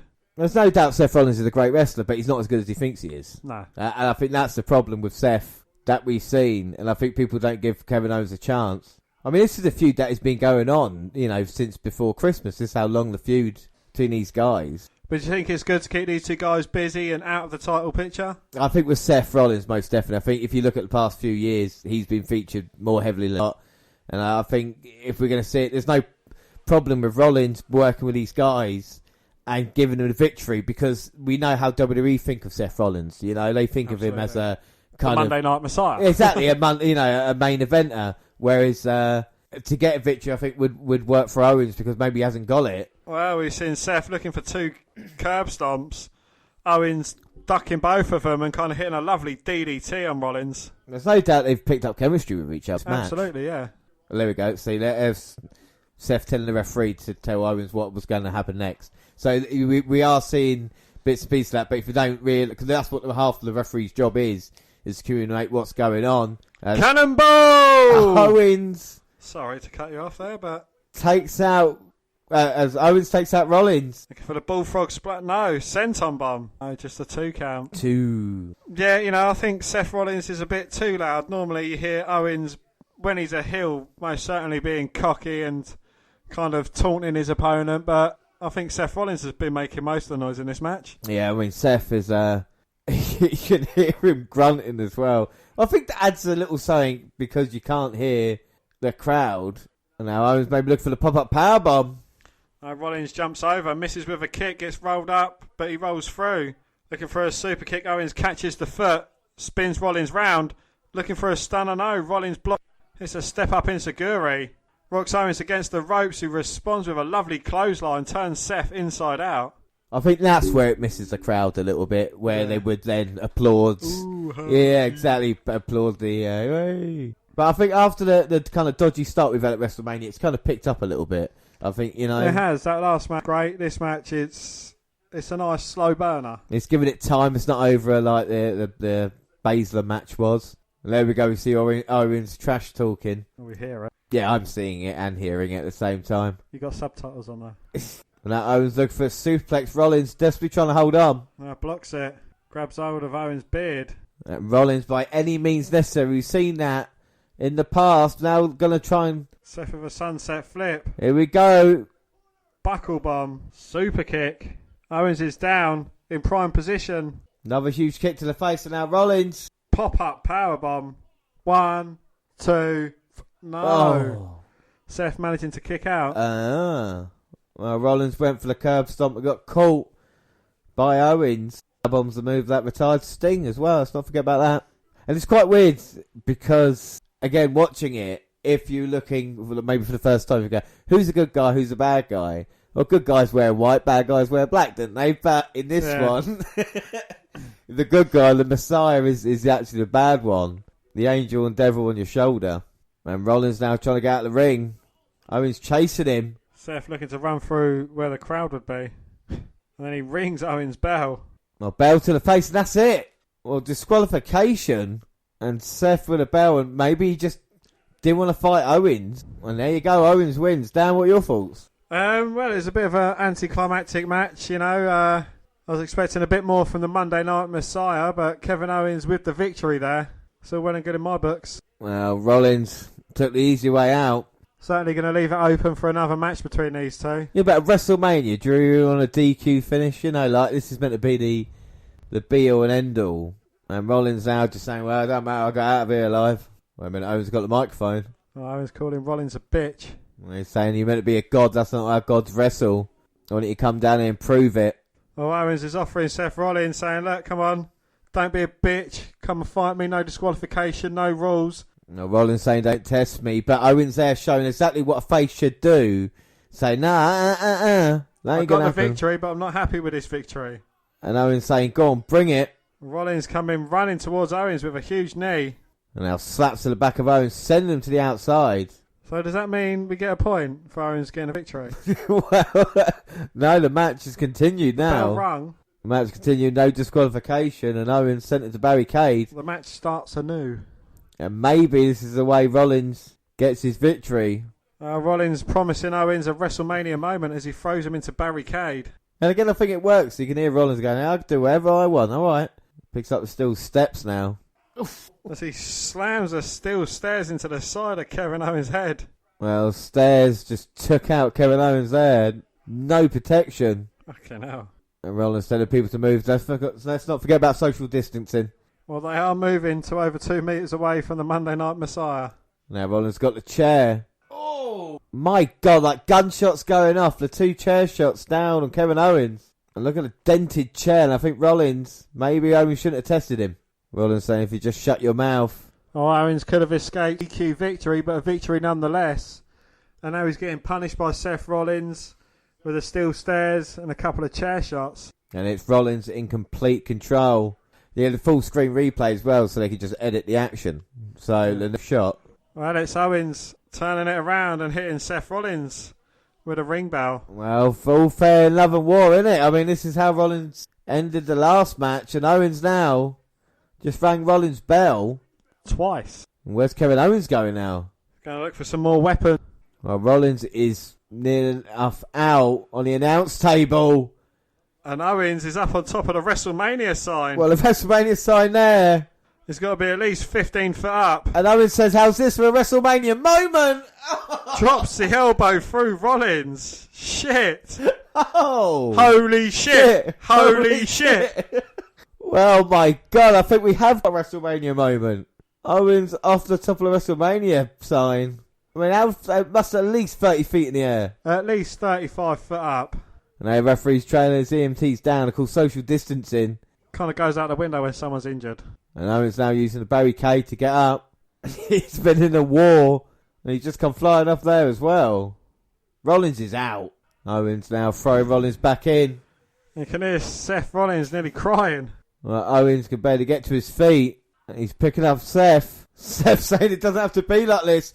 And Owens, stunner, hits Seth Rollins, goes for the pin. 1, 2, 3. There you go. Kevin Owens beats Seth Rollins at WrestleMania in a damn fine effort. If I don't say so myself, both these guys have the character that kind of showed it. You went through the match, you saw what was going to happen. The DQ, everybody, I was like, oh no. But Owens, it worked well for Owens being the face. it didn't hurt Rollins because he's a star anyway, and then you get the spot at the end as well. It's fantastic. Absolutely, yeah. Again, these two guys, they can tell an absolute brilliant story. You know, Seth Rollins may not be as good as he thinks he is. Owens, he's kind of not your catch-can style wrestler. But what you can say about these two guys is their storytelling absolutely fucking brilliant. Well, crazy. And that bump there, you just see the camera angles where you see Owens look like he's jumping on you. But he comes out and just takes him out. Well, look, you can see the cameraman from this wider shot. I mean, if you're that cameraman, you know... At what point do you think, fuck, I've got to move? Yeah, it's a... And then finally, the stunner, the first man to win with a stone cutter, with a stunner since, I reckon, WrestleMania 18, when Austin beat Scott Hall. Yeah. And Kevin Owens picks up the victory, looks down, Seth Rollins, it's the right victory, right match. And I'll tell you what, WrestleMania is actually not too bad. It means we both get another point as well. So it's 4-5. Well, Dan's in the lead with 5 points, with just 2 matches to go. And our next match is for the Universal Championship. And it's Dan, it's one of your favourites, one of your legendary guys going against Goldberg. So that'll be interesting. No, it's Braun Strowman. It should have been Roman Reigns. What are your thoughts on the whole kind of kick gag? But actually, before we get that, just say we had Paul Heyman giving an interview as well about what Brock Lesnar going to do to Drew McIntyre tomorrow night. And Mojo won the 24 title off Archly enough. All right, we're moving on to the Universal title. Dan, what are your thoughts on all this? Well, I don't think it should be Goldberg holding the title personally. You know, as much as I am a huge fan of his, I don't think it's kind of the right thing to do. But I think the right thing is you know, it was scheduled to be Roman Reigns to be going against Goldberg, and I think for Roman Reigns to get the victory over the man who beat Bray Wyatt, I think that's the right thing to do. But you know, the fact that it's Braun Strowman now, you know, it's kind of okay, so the man's a filler. He's a kind of last-minute entrant to this match. It's going to be held by Goldberg until, like, you know, this COVID-19 pandemic is over. Yeah. And then we're going to get the match that we was intending to see tonight. Yeah. I mean, was it say to you that, Braun, we never seen you as a world champion contender, but now Reigns is out, we've got no other choice but to put you in this position, you know? So I think for Goldberg as well to come back, and like I said, what they did with The Fiend, and then this happening, it's shot them in the face no matter what happens now. Do you know what I mean? And I think that's the thing. We don't know when Roman Reigns is going to get back. And hey, this is not a dig at Roman Reigns. Don't until he feels safe. That's what I say to everybody as well. You know, you don't have to do it, especially with the underlying health issues that he has as well. Exactly. Yeah. You know, Roman Reigns, I think he's more high risk than anyone else. You know, these are, and you know, again with this pandemic, it is kind of people with underlying health issues, but don't kind of take that for granted. If you haven't got any underlying health issues, you can still catch it, you can still get it seriously, and it can still fuck you up. But I'm sure, you know, these wrestlers, superstars have had their temperatures tested constantly throughout. You know, they've kind of been monitored closer than anything. So, you know, it's not going to be kind of like oh yeah, we think you're fine, so come on, let's go on with it. It is kind of like a rigorous testing. You know what these guys are like for their concussion protocol. So this is going to be kind of up there with any other testing that they're going to be doing. Yeah, so this is Braun Strowman versus Goldberg for the Universal Championship, a match that no one wanted that we are getting now. One good thing about this is the entrances. We don't have to wait 20 minutes for them to get to the ring. Nice and quick. Strowman's already been out here. Goldberg's out. We'll do predictions. It's me to go. I'm saying, and still Universal Champion, Goldberg. I don't think it's right for Braun to win the championship right now. I don't as well. I've gone for Goldberg. You know, it's, as I've said before, it's going to be Goldberg holding it until a time is fit for him to go against Roman Reigns, so then Roman can get the pop for beating the man who kind of beat the man that the fans were behind. Yeah, without a doubt. I think with Roman Reigns being out of it, it's horrible circumstance. Like we said, we wish him well. But with this, they've got to make a best of a bad situation. Is this the right choice? I don't know. You know, with Goldberg here, I mean, you're a huge fan of Goldberg. Is it right for Goldberg to even be Universal Champion right now? And I know you're a big Goldberg fan. Aside from Brock Lesnar, who else could you have seen legitimately defeating Bray Wyatt? You know, the man who beat Kevin Owens in a few seconds, the man who obliterated Lesnar, you know, just like that. But that's Goldberg. I mean, is this the same Goldberg as it was back then? It's different. He's aged, doesn't he? He's or do you still class him as the same kind of Goldberg? He's still got that intensity. He's still got that power. Again, aside from The Rock returning, I think Goldberg is kind of like one of the next best things. Well, in your eyes, I mean, many people will probably disagree, but that's what we're going to get now. Like we said, we've had the in-ring introductions and Charles Robson. Yeah, exactly. Charles in charge. And so we're going to see how long this match actually lasts. Now we go 5 minutes. Well, we'll see. Spear, jackhammer. Yeah, you can jackhammer him. I don't know if we'll be able to pick him up, but both guys staring at each other. And there's not that much height difference between Goldberg and Strowman, even though there's been no build-up to this as well. Well, maybe that's what they're both saying. Hey, look, we didn't know we were going to be in this match. I was expecting Roman. Exactly. Irish whip by Goldberg. Braun moves out the way. Comes charging towards him. Strowman with Goldberg on his shoulder, but Goldberg with the backslide. Hits a spear as Strowman comes off the ropes. Eyes up for another spear. Spears Strowman out of his boots again. But Strowman is getting up as quickly as he's getting put down. Credit to Braun. But Goldberg keeps reloading with these spears into a cover. 2. No, Strowman managing to kick out. Goldberg, I don't think, can believe how tough Strowman was, and it looks like Goldberg's going to go for another spear. I usually ask you what happens after the jackhammer, but it looks like it's going to be another spear now for Goldberg on Braun. Here he comes. Spear. We're in Spear City now. Suplex City's right down the road. And he signifies he's going to jack him up, James. Or can he put Braun Strowman away? He's managed to put a Big Show away with this move. But no, Strowman, power slam. And Goldberg getting up very quickly from that. Do finishes not matter anymore? What's going on? Well, I think he's just putting over what beasts these men are. You've got the monster among men. You've got Goldberg, who need I say any more. And a third power slam, but Goldberg isn't staying down. And Goldberg struggling to get to his feet. Well, 3 power slams. It's going to take a bit of it out ya. Now Goldberg in trouble. Up again. We're going to see the fourth running power slam. This one. 1, 2, 3. And Goldberg has lost. Yes, and new Universal Champion, Braun Strowman. I mean, what a moment, eh? We never saw you world What a moment champion. to have in front of no fucking fans. We never wanted you as champion. We had no other choice but to give it to you now. I mean, what a fantastic. I mean, after no build-up as well. Goldberg, thank God he beat The Fiend to lose to Braun Strowman. I suppose, you come into WrestleMania expecting shocks. That is a fucking shock. A man who's kind of like a filler in this match. A man, as you said, has had no build-up into it whatsoever. There's no underlying storylines between these two. As far as I'm aware, they're both faces. Nothing going on between them. But, Roman's ill, obviously. Again, well, he's not ill, but he's kind of taking precautions, rightly so. So you're going to kind of fill in for him. We're not expecting you to win, but you are going to win. Yeah, and like I said, Braun Strowman does get the victory going. Does Goldberg even come back from this? And if he does, so what? And like I said, Strowman now is champion. No one wanted him as champion. No one cares. In the same weekend that Drew McIntyre hoped he's going to climb the mountain, look at the difference in build-up. One of them's had won the Rumble and come all this journey to come to this place, and one of them had it changed on a Friday night before the Saturday won the title, saying you're going to be in this match. It just shows you WWE sometimes can be so.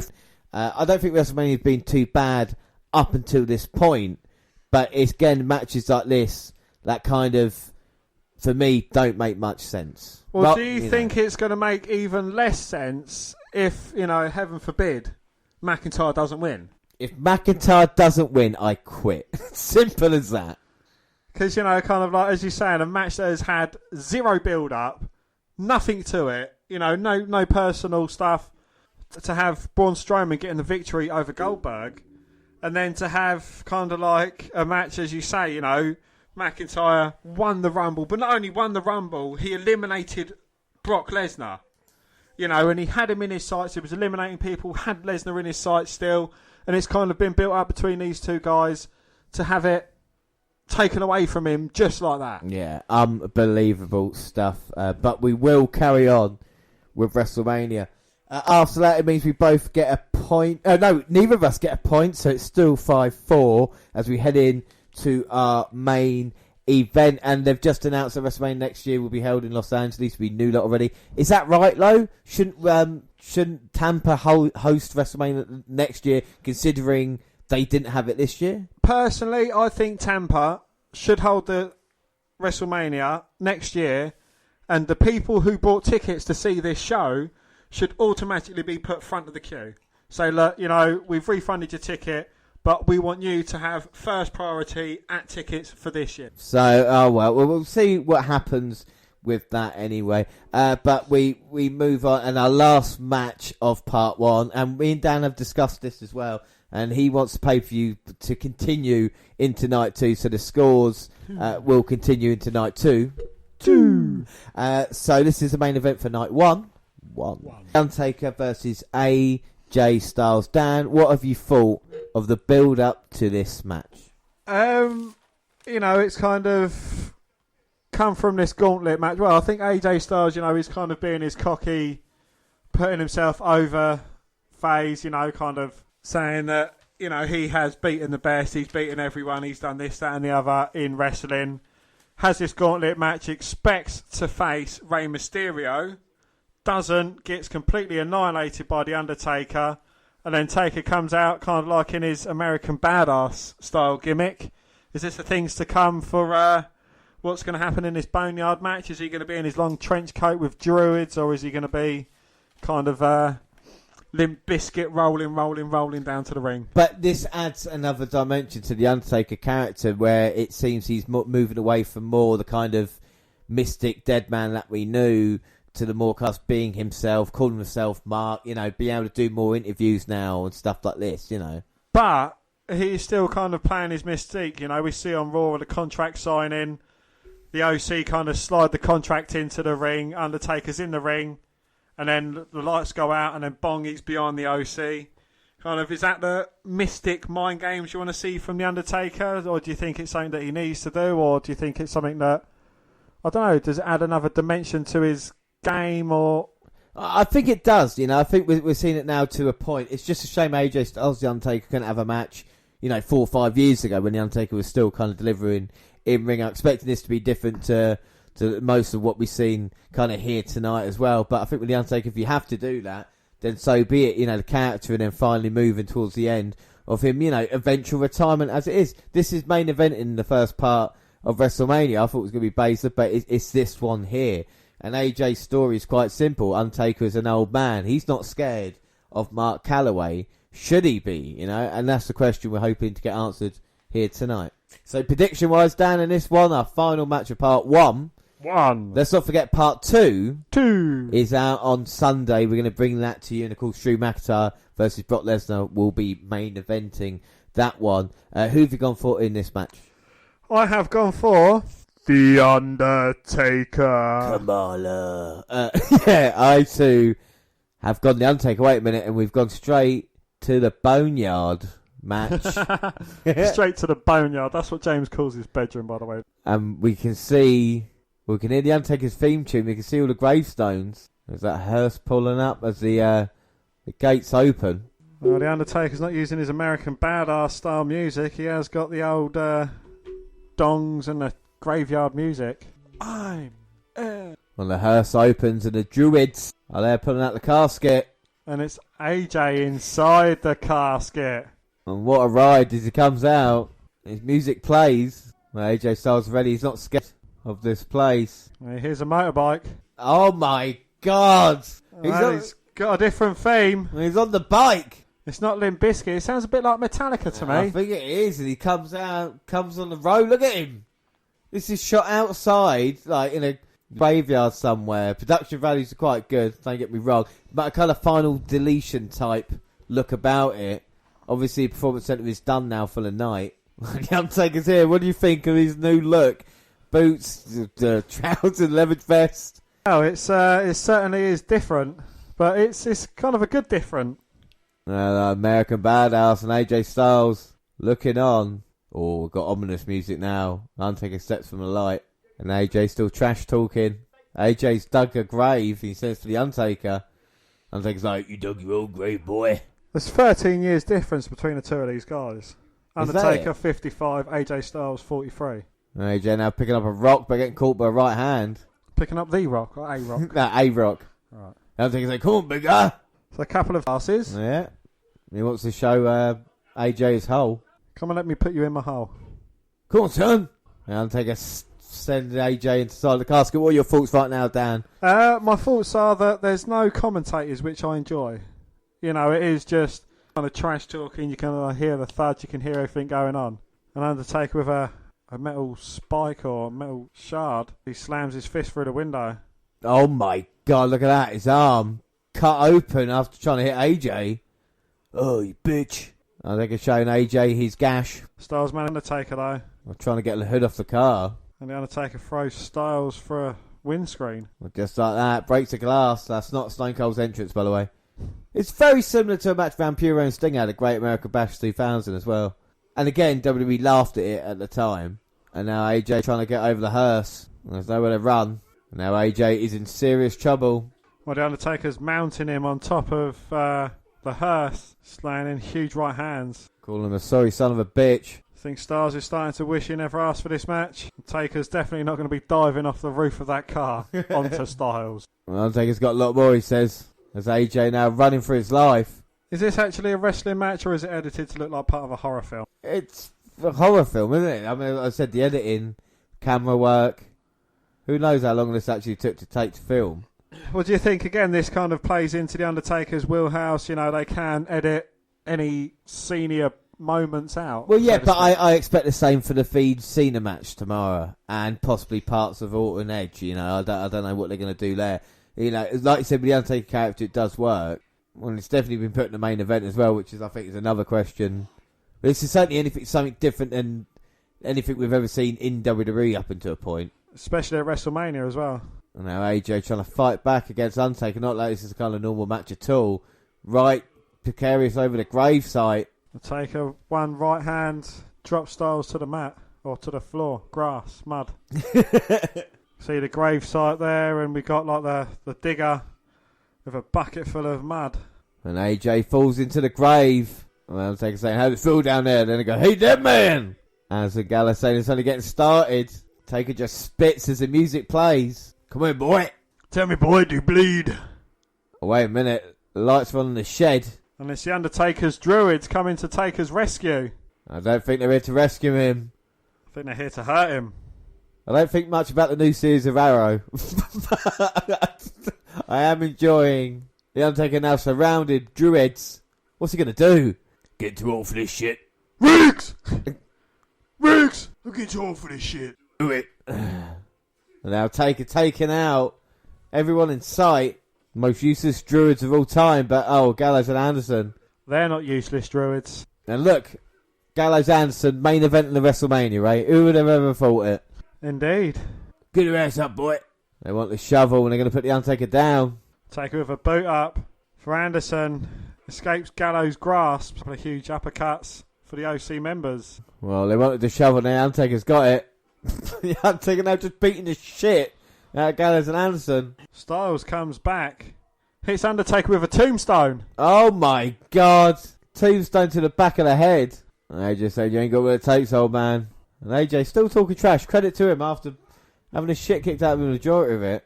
Now AJ laying in the right hand. I think he's hurt his own hand hitting the Undertaker. He dislocated his thumb.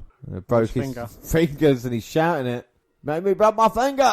And AJ wanted the Undertaker to, get up. Taker does get back to his feet. Here comes AJ. Charges at Undertaker. Sends him through a fence into God knows where. So do you think this is more of a privilege for a wrestler to be facing Undertaker than to be fighting for a title? No, not anymore. Not since the streak broke. Since the streak broke, the aura went, I feel, with the Undertaker. Do you still not think so? Look, you know, I'm AJ Styles. Not only have I won WWE Championship, but I faced him. I suppose you can say it, but I'd rather have an AJ straight up wrestling match with Undertaker. If anybody can put a good match out from the Undertaker now, it would have been AJ Styles. Absolutely. Or John Cena. You know, don't get me wrong, I don't mind seeing this match, but I think AJ Styles would be more accustomed to it if you were going to do it. When the Undertaker now, you could just hear him go, Right, cut for 10 minutes. Let the Undertaker get his breath back. I think AJ's broken him. I'd love to see Paul Bearer superimposed Paul Bearer walking out. As The Undertaker tells AJ Styles he's number one. He may be down, but he's certainly not out. As The Undertaker's wheezing. Undertaker's having difficulty breathing. Uh-oh. He's got a cough. And he's coughing. Oh, shit. I guess bitch is the word for the night. Meant to be American Badass, broken down bitch. AJ's doing the world a favour. He's going to take out The Undertaker. He's going to bury him. Unbelievable. This is the end of The Undertaker then. And a shovel across the back as AJ Styles stands over his fallen opponent. Well, this is more personal than anything else. They're trying to kill each other. And AJ now is going to bury The Undertaker alive. One handful at a time. And he's looking at that digger. And he's going to use it now, AJ. Well, I've not seen a big digger like that in a long, long time. As AJ now going to put to good use. And he can start the engine and bury The Undertaker alive. There's nothing the dead man can do. Oh my God! What? As if by magic, The Undertaker has appeared behind AJ Styles. And he grabs him by the throat, drags him off that digger. And now AJ in all sorts of trouble, scrambling away. Knows he's between a rock and a hard place. Well, The Undertaker on the graveside. Well, Styles now running up into the house, up the ladder. Well, The Undertaker saying it took 30 years of ass kickings. I'm still here. Oh my God! And more mystery from The Undertaker as he kind of makes pyros come from behind AJ, blocking his escape. Well, there's nowhere to run, nowhere to hide. Gallows and Anderson's Anderson. up. Yeah, Gallows is out and they're down as quick. And this doesn't look good for any of the... Oh my God, the club! Oh! He just killed Luke Gallows! Gallows is dead. And now Anderson... Oh my God! He just hit him with a tombstone. The Styles and Undertaker. Just you and me now, AJ. I think The Undertaker's enjoyed. AJ can't believe it, he had him dead and buried. Or but gets caught with a hand round the throat. AJ Styles begging as The Undertaker draws him close to the edge. Oh my God! Oh! Taker throws Styles off a roof. AJ is dead. Yeah, he was 43. And Undertaker is now walking towards AJ. AJ is moving a little bit. Well, he's asked what his wife's name is. We get confused with that as well. 55. Well, Boy. AJ must have internal bleeding for full flat distance. Definitely, all his bleeding's on the inside. The Undertaker, I think it's going to be nice now, saying, come here, AJ, we're fine. Come here, buddy. The Undertaker picking AJ up. That's nice to see, actually. Nice embrace. Yeah, after all this, we've seen... No, he's carrying him back to medical help. There you go. Well, The Undertaker saying, you're tougher than I think. AJ saying, don't bury me, sorry. AJ Styles is now coughing and having difficulty breathing. Well, there you go. The Undertaker helping him up. Undertaker saying, go out like a man. He's got AJ around the throat. Well, I was thinking he's Undertaker, in his defence, he's realising that they are closer than a 2 metre span. So what do you do when someone is closer than a 2 metre span, James? You got to keep your social distance. You got to keep 2 metres away. Exactly. And what's the best way to do that? Well, I suppose chokeslam in the grave would solve that problem right now. And what if they're infected? Well, you've got to cover them to make sure the infection doesn't spread. So, The Undertaker was just following, normal health advice. He's clapping for the NHS. Exactly. Giving a hug to AJ Styles. So, you give me a big fight. Of course I was never going to bury you. Oh, no. Undertaker with a big boot, sending Styles into the grave. Oh, The Undertaker's not happy, looking down at AJ. No, Undertaker, don't do it. He can't do it, surely. Don't call me Shirley, but he's sitting on that digger. He's starting the engine. And he's looking to bury AJ Styles alive. As the mud covers Styles' body. Oh my God. And The Undertaker has set out what he's going to do. That is bury AJ Styles alive. Oh, look at that. He uncovers the grave and says, AJ Styles, rest in peace. He had it planned all along. And AJ, oh no. His hand out of the grave. As he picks up his bandana, shakes it off, hops on his two-wheeler, goes back to Texas. Well, yeah, it goes back home. That's what The Undertaker is all about. In this first ever Boneyard match, The Undertaker, arm up in the air, The Undertaker symbol. And a light show. And for 30 years, James, he's been digging holes and taking souls. And it continued here at WrestleMania 36. In the first ever Boneyard match, The Undertaker wins. What are your thoughts on what we've just seen? as I say, it was more like a clip from a fuse to a wrestling match itself. I think that kind of played into the Undertaker's wheelhouse, being able to do his gimmicks, being able to, do what he does, kind of having a bit of a rest as well. So, yeah, I thought it was absolutely brilliant. It was a very different way of doing things, and especially in this kind of pandemic, it kind of helps that out as well. I completely agree. Yes, it's a shame we didn't see him in the ring, but I think the lighting that we had, the kind of the editing, it was kind of a really good story told. Was it what we were expecting? Probably not. But there's a kind of serious side to it. Yeah, it helped it out. It is a lot more enjoyable as well. I think it'll be more enjoyable the more times people watch it as well, to try and just get used to the idea. But I mean, I wouldn't want to see this thing. I wouldn't want to see that type of thing all the time. But then and again, you can bring that out, especially if you've got someone who's the enemy is of the Undertaker as well, that actually means something. Yeah, absolutely. Yeah, and I think with someone as synonymous as AJ Styles, he's kind of someone that you can have that match with. But I think these kind of matches, like the Buried Alive match, the casket match, the Boneyard match as well. I think these are kind of matches that are gonna go when the Undertaker goes. They're kind of gonna have to change it up when and if someone else comes into like his shoes. Yeah, I think I agree with you with that. But that is WrestleMania 36. That is, don't forget, we'll bring you part 2 on Sunday. Yeah, I'm going to get to all that. But don't worry, Dan, we're going to get all that. For that match. Yeah, prediction-wise for that, we both got another point, so it's 6-5. Don't worry, I told you, we'll get to it. And then what we're going to do after that, so 6-5 at the moment. We're going to continue this on to part 2. Like I said, which is out Sunday as well. And now we're going to go back and look out. So the kickoff match was Gulak versus Cesaro. It's 5 minutes. They didn't care about it, so we don't. 3 out of 5.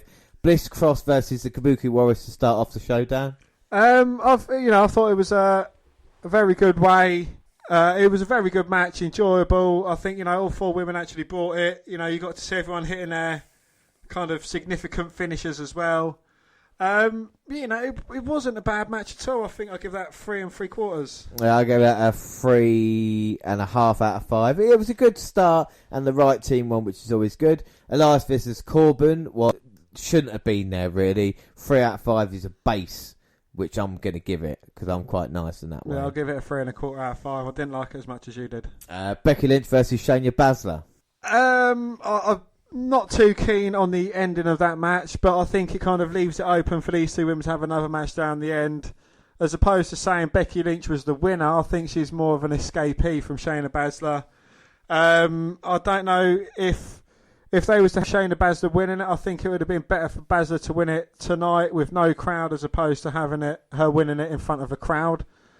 But overall, it wasn't a terrible match. I'm going to give it a 3 3/4 again. Yeah, my only thoughts on this was that Ronda Rousey's back on Raw.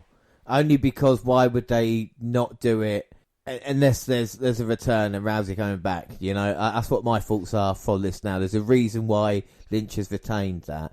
I was a bit disappointed, too short. I gave it a 3 out of 5, 3.5 out of 5. IC title match, Sami Zayn beating Daniel Bryan. What are your thoughts? My thoughts on that match, I think if Sami Zayn was to get any recognition being the IC champion, he should have beaten Daniel Bryan mano a mano. The victory over Bryan, nonetheless, I think it is a bit of a stepping stone for Sami Zayn. I think Sami Zayn is a lot better than some little bitch who backs off at every match. We've seen him have some very good NXT Championship matches, and I think they should kind of showcase what he can do in the ring apart from, what his kind of character is. Yeah. But still, it was an enjoyable match. Yeah, I'll go at 3 out of 5 again. I gave that 3 1/4 out of 5. 3 1/4. I don't think it was too bad. And then the night kind of picked up from this point on because we had Jomo, Kofi, and of course Jey Uso in a ladder match. And I think all 3 guys put it all on the line. This was a match that, yes, it was a shame there was no holy shit chance, the crowd, but there was enough stuff in it to kind of think this is a special event because of what these guys are doing. Yeah, there was a few, great moments. The tight walk rope into a Spanish fly is something that I've never seen before, but I want to see it every fucking match John Morrison has. And it just goes to showcase that this bloke is not over the hill just yet. And time is right. WWE definitely need to pull the trigger with him for sure. Yeah, without a shadow of a doubt. I go at 4.5 out of 5. I gave that a 4.5 out of 5 as well. And then we moved on. We had Seth Rollins versus Kevin Owens. Thought it was going to be DQ. And it turned into a great match, didn't it? Yeah, it's kind of... I did actually get a bit disappointed when, he hit Owens with the bell and kind of the referee called it and they was kind of, Seth Rollins was making his way out. I think, it was good the way that Owens called it back and you had kind of like the holy shit moment in that match as well, and following a match that was as good as the ladder match to kind of bring something else that would have also made you go holy shit, as opposed to going, well, we just seen a tightrope walk Spanish fly here. We've seen someone flying off fucking ladders. We've seen this, that and the other.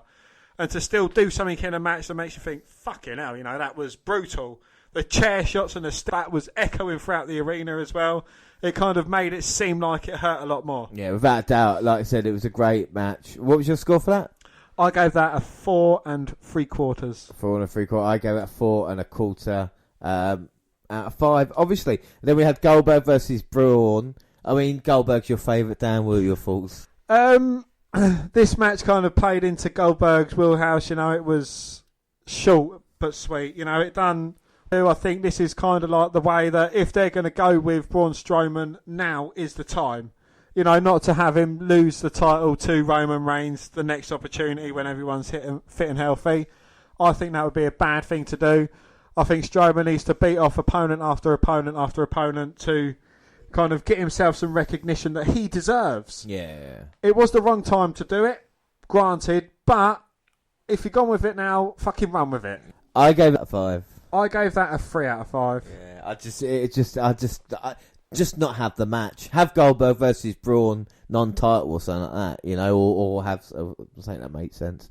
And then the main event, Undertaker versus AJ Styles, something completely different to anything we've seen before, but still very, very good, wasn't it? Like we talked about the cinematography, the lighting, the kind of the way the story was told, was quite enjoyable. Maybe not for everyone, but I think definitely over time. I think if this was the main event of just a WrestleMania, people might have gone, oh. But because it's part 1, it leaves intrigue as well, which I think we're going to see more on part 2 as well. What are your thoughts on the main event? Yeah, I thought it was a spectacle. You can't really call it a match. It was, it was a spectacle. It was something different, which I think, again, it kind of plays into the Undertaker's wheelhouse. He's not going to be able to be bumping around for AJ Styles or with AJ Styles in the ring. This way, kind of with the cinematography and the way it was shot, you can see they kind of could have had breaks in it for the Undertaker to kind of recover, get his breath back. I thought it was really good, though. Yeah. The kind of way they put it together and the story that they told, absolutely great. The Druids coming into it, Undertaker saying, I'm going to give you mercy. Then he turned to walk away and he's like, fuck it, I don't give anyone mercy. Booted him into the hole, dropped the mud on him. And the classic hand coming out of the grave shot as well. I think it was a good spectacle. I gave that a 4 1/4 out of 5. I gave that a 4.5 out of 5. Right, okay, so we've got 3 more things to do. Your man of the moment, or man of mania, I've got 2. John Morrison, for everything that he did in that ladder match. Yeah. And Kevin Owens for everything that he did with the top and the fire and desire that he showed. I wholeheartedly agree. What's your match of the night? My match of the night has to go to the triple threat ladder match. Yeah, exactly the same as mine. And rating out of 10, what were your thoughts on part 1 of WrestleMania? There was some bloody good, a few shocks. I think, in the title matches, the right people won a majority of the time. I still don't know about the Braun Strowman Goldberg thing. I think that's kind of, but then it is good. It was a little shock. It was a little surprise. It was something that I had it. I could have bet my house that Goldberg was going to get the victory. Kind of, build him up a bit more till he faces Roman Reigns. Kind of puts Roman Reigns' victory over Goldberg, makes it look a lot more bigger. But from that aside, I'm going to give it a 7.5. 7.5. I'm going to give it an 8 1/4, just because of there's 3 matches on there. over 4. So that means I would watch it again. 3-hour runtime, if we discredit the kickoff, wasn't too bad. I think the first half, you could have, changed it up a little bit more, but I think the second half kind of took it on. So that's why I was 8.25. I think part 2 is going to be a lot more entertaining, hopefully, with the Edge Orton, the Otis match, which I think is going to be quite good, and the, of course, Drew McIntyre, Brock Lesnar thing. But I think all in all, not too bad. So that's it for part 1. What are your final thoughts of part 1, part 2? Was it worth having it in 2 parts, do you reckon? Or was that a question you can only answer on part 2? I think I need to see part 2 to answer that question. Well, don't forget, that'll be on Sunday. We'll bring you that. But you can follow us on Twitter, at WWE Network Review, or at Vince McDan WWE. I'm at J_Rollins across all the Google platforms. Send us an email at doubleupodcast@gmail.com. We're on Instagram at Double Up Podcast, or we're on Facebook. Yes, Facebook, you can come and find our page and give us a like with a WNR podcast, and come and find me and add me as a friend. I am Vince McDan. Subscribe to our YouTube channel, the WNR Podcast. All the latest clips on there. Podcasts at the same time on YouTube and other places like SoundCloud. On your phone. We're also on Spreaker Radio. We've got our live shows, Stitcher Radio and iTunes. We can download, subscribe, rate and review there. But that is it. Like I say, I think I've said it enough. Part 2 on Sunday. Until then, I've been James Rowlands, and as always, I was joined by Dan White. Thanks for listening, everybody. Stay safe and stay clean. Bye. Bye.